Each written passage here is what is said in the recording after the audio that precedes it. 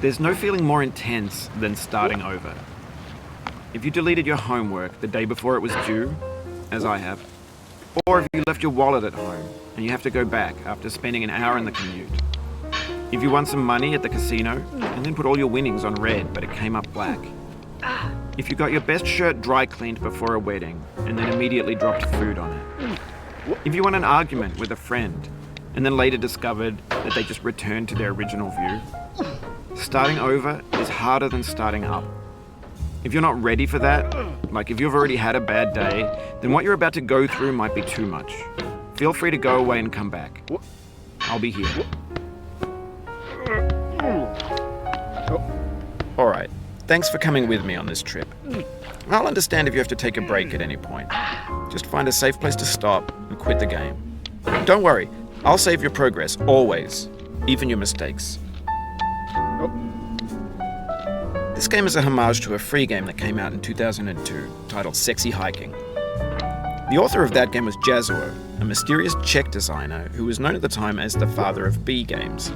And B games are rough assemblages of found objects. Designers slap them together very quickly and freely, and they're often too rough and unfriendly to gain much of a following. They're built more for the joy of building them than as polished products.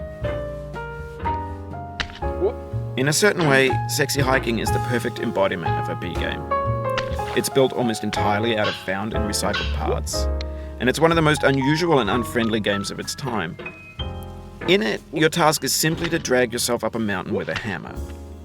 And that act of climbing, in the digital world or in real life, has certain essential properties that give the game its flavor. No amount of forward progress is guaranteed. Some cliffs are too sheer or too slippery. And the player is constantly, unremittingly in danger of falling and losing everything. Anyway, when you start Sexy Hiking, you're standing next to this dead tree that blocks the way to the entire rest of the game. It might take you an hour to get over that tree, and a lot of people never got past it. You prod and you poke at it, exploring the limits of your reach and your strength, trying to find a way up and over.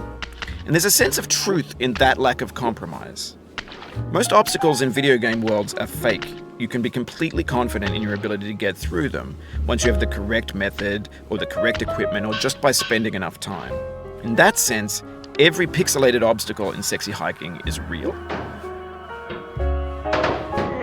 The obstacles in Sexy Hiking are unyielding, and that makes the game uniquely frustrating.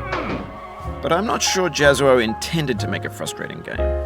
The frustration is just essential to the act of climbing, and it's authentic to the process of building a game about climbing. A funny thing happened to me as I was building this mountain. I'd have an idea for a new obstacle, and I'd build it, test it, and it would usually turn out to be unreasonable